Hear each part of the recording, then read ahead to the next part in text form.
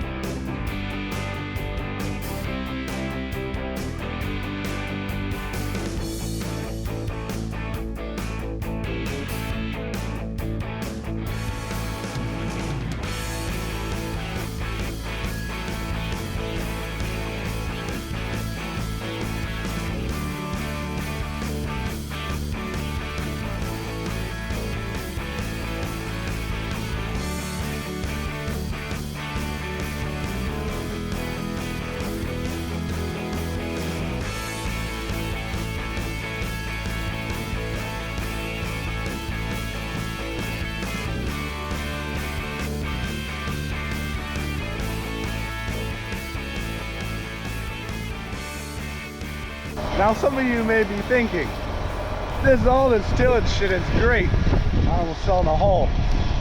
But why? Well, there's a reason for that. And one of the big reasons is seedbed. Well, you're probably thinking, what in the hell do I mean, seedbed?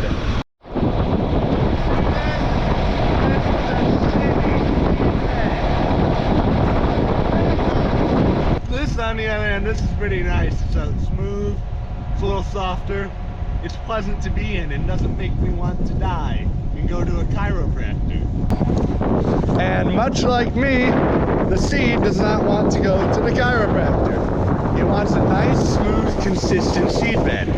And the reason for that is consistency, which I said. But basically, the ideal yield situation is for every seed in the field to come at the exact same time, like within hours of each other. Now that's not necessarily going to happen, but we want to get as close as possible. And when you have ground like this, it's all lumpy and shit, that's going to be a lot harder to do. Because one seed might be up here, one might be in there, one's on top of this thing that won't even grow. So we beat it all down like this, chop up the residue, so it's consistent. Now you're thinking, why would emergence time affect yield? Well, see, if one plant starts growing before the other plant, it gets a head start and starts pulling nutrients from around it. While the other one is still much younger and more vulnerable, it gets out-competed and ends up producing absolutely nothing. So that's what we use the soil finisher for. We take all of our... So here, I'll show you the actual steps that go through the machine. So for anyone interested, this is a Kuhn Krause Landsman 6205. New machine this year, it's done great so far. I'll talk about that later. But here, we got the blades, right? And these are chopping and dicing all of our corn stalks here. Like, look, here's a great, I don't know what the hell's going on there. Anyway, but see how it's splitting all these here? It's chopping them up, making them in a reasonable size so that we can have everything nice and smooth like this. Then we have the actual tillage work, which is done by these shanks here. And there's a little point under the ground. They'll move to the ground, they'll stir it up. You can kind of see frozen in time here how it's going. So that'll do most of the work. That'll get the dirt moving, incorporate all these stalks they're chopping up and all that. Then, as you can see, it's got a bit of ridging there. Kind of like a, you know, there. See? So we have this harrow on the back to help level it off. Don't mind that, I hit a fence. So that's just gonna come along, smooth everything out and leave it level. Then we have the rolling basket here, which is a big hunking piece of metal. And that's just gonna bust the shit out of all the clods. Like, see this root ball here. This root ball here. Like, that got blown in half because this helps beat everything down. And the result is a nice smooth seed bed, which results in the best possible conditions for our seeds, which is all we want. So yeah, that's kind of important. That is why we do our spring tillage. I suppose I should also give a quick tour on, you know, the tractor. So, you know, we got the duals all around. That's gonna give us more footprint and therefore more grip. It's also distributing our weight so we don't compact the ground as such, which is good. Got some weights on the front to help with traction. Now that's the door, fuel tank, DEF, government juice. There we got a toolbox, but you know, things are gonna break. I mean, if you're dragging a piece of metal through the ground at like 7 miles an hour, something's gonna break eventually. This is the men's bathroom. That's the women's bathroom. Got all the hydraulics here to control all that shit back there. 3-point hitch, different like flow meters and stuff. And the soil finisher back here, which I just talked about. Alright, now it's time to pop over to Grandpa and the planter quick. But before we can get planting, we have to load up. First, we gotta load up the seed. Now, you may see that the seed is green.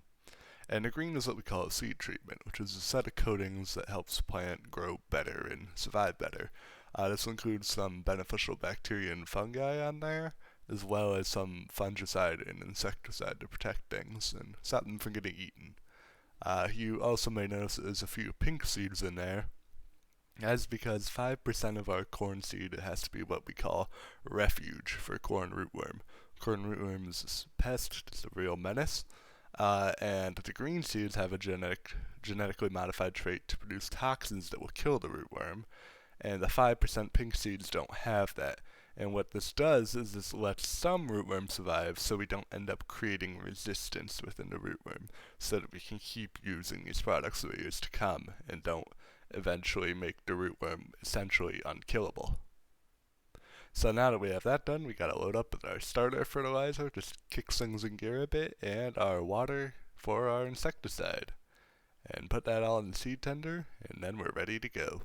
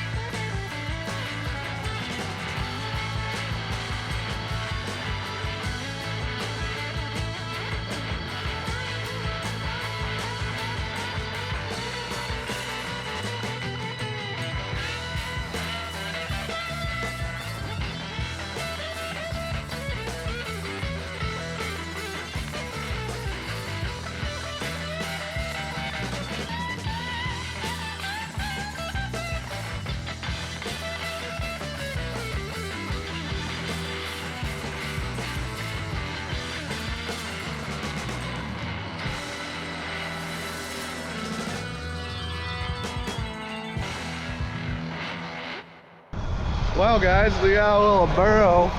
You guys want to go down there and see if anyone's home? There you go.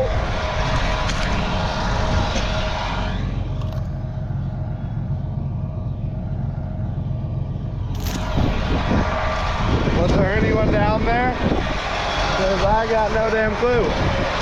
We're gonna run them over though, so hopefully there wasn't. Now, you may be wondering, oh, that's how the outside works. That's off the window.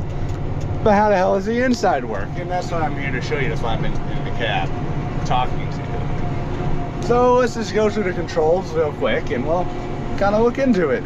You know, maybe you'll learn something. Or maybe you're a farmer who already drives this shit and I'm wondering why I'm bothering to tell you. In which case, I don't know, I'll skip ahead. You'll be fine. You're a big boy.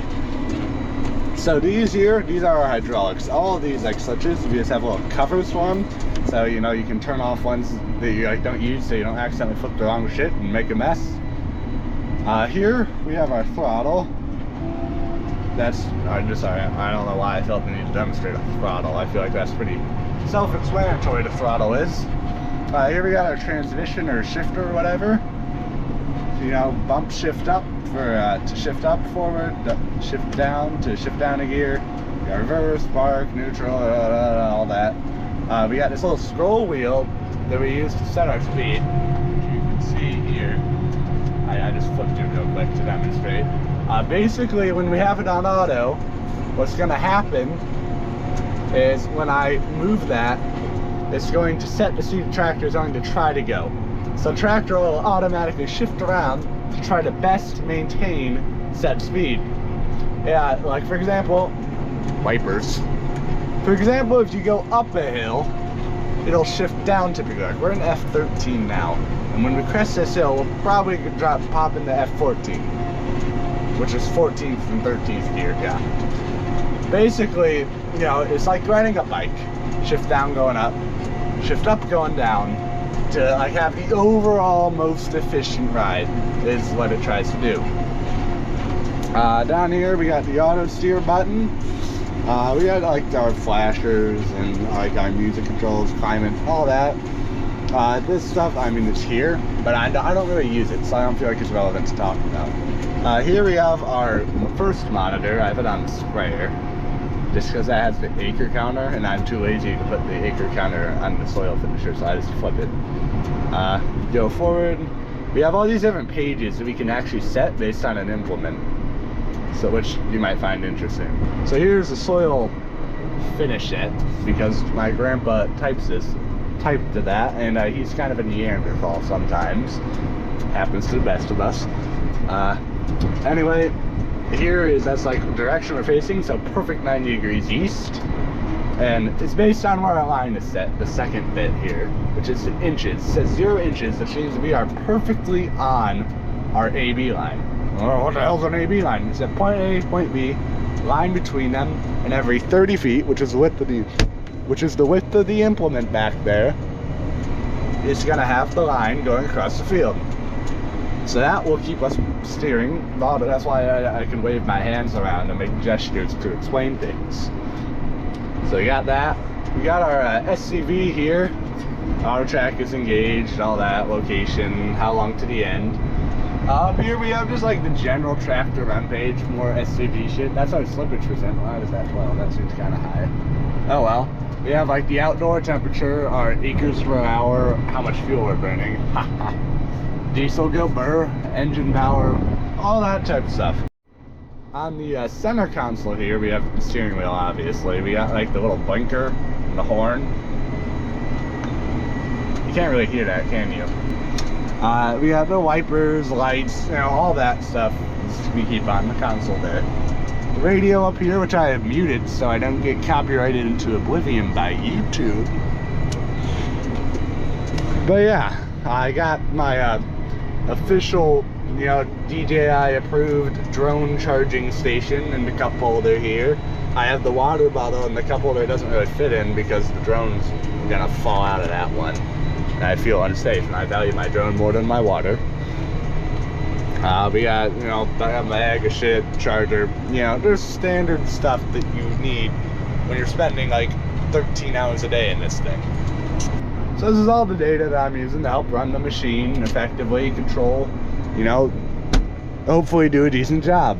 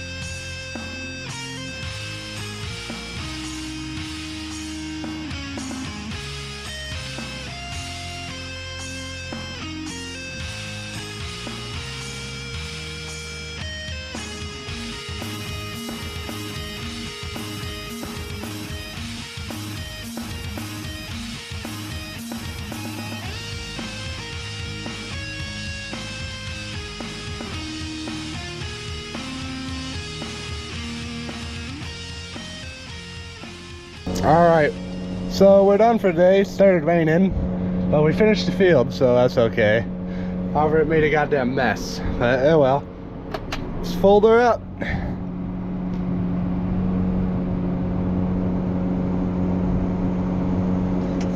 I'll turn off that for you. There you go, now it's not in the way. Let it fold up, and yeah, that's supposed to be orange, not black, but you know, rain. Looks like most of it's falling off though, so that's nice. Like I said, rain just enough to make a mess. It's my least favorite kind of rain.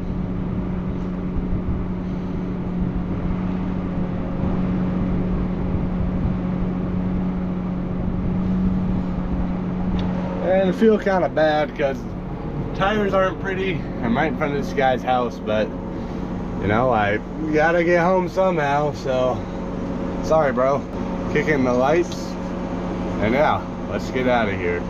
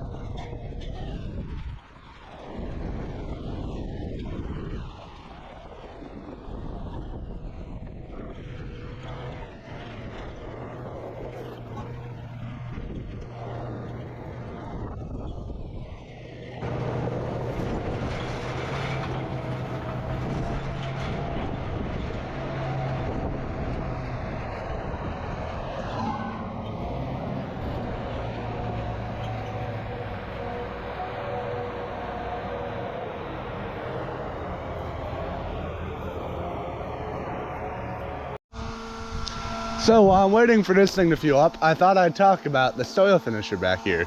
Now, all like 100 people who watched the swing video last year will know that we used to have a green one of these. And this year we're on to the orange, or red, or whatever the hell, I don't know, it's somewhere in between. But this is, in case you didn't know, I mentioned it earlier, I'm pretty sure, but it is a Kuhn Krause Landsman 6205. I hope I got that right. It's a 31-foot model. The old soil finisher was a John Deere 2310 27-footer, if I recall. So, you know, this is bigger. But I thought I'd talk about likes versus dislikes. You know, what I like about this, what I like about the other one, which do I prefer? So I guess one thing, the main difference, honestly, is probably the blades here. The other ones they didn't have the serrated shit going on, and they were all concave. So this is definitely different. They honestly both perform very well. What I would say, in normal, ideal conditions, I think they do pretty much an identical job. They're very equal.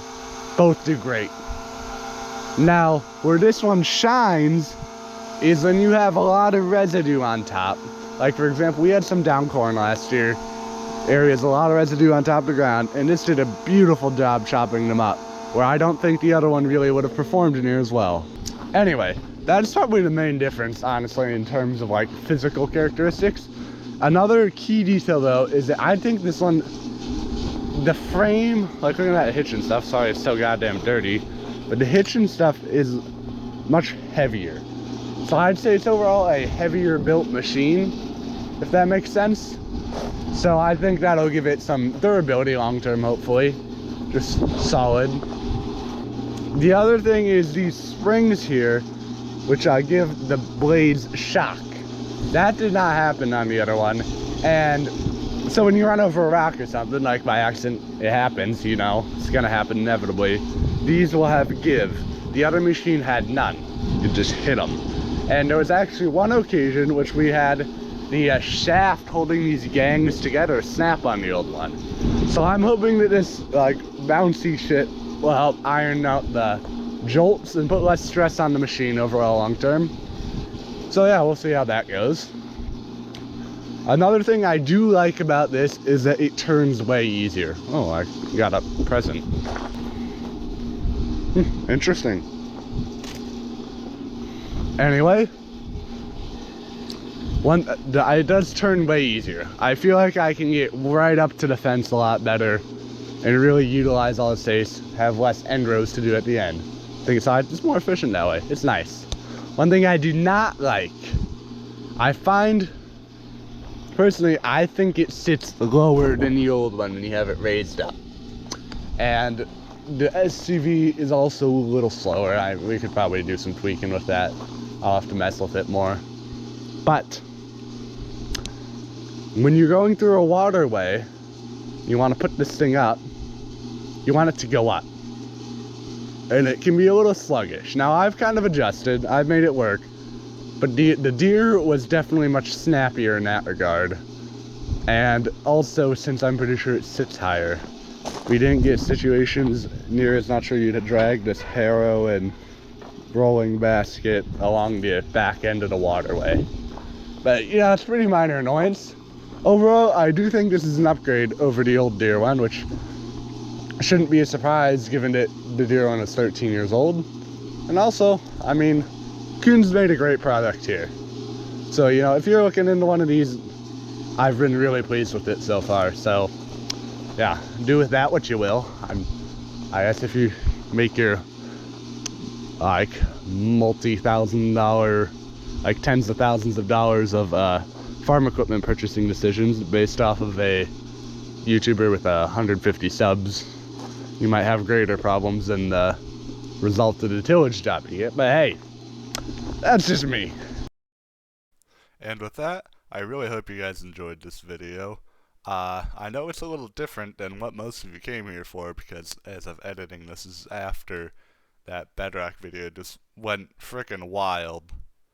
So, you know, I hope this is a different type of content, obviously, and I hope you guys still enjoy it and, you know, maybe learned a thing or two.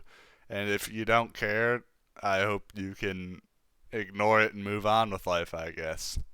But yeah, I had a great time just messing with the GoPro, and I have a drone. Well, first of all, it's a new GoPro, so I can record in full 4K. Woo. And I could also have the drone now, so I can do real life replay mod. If there's farm people who aren't from the Minecraft videos watching this, they're going to be very confused, but that's a you problem. Anyway, thank you for watching. If you enjoyed, consider hitting all the bullshit buttons down below, and yeah, have a good one.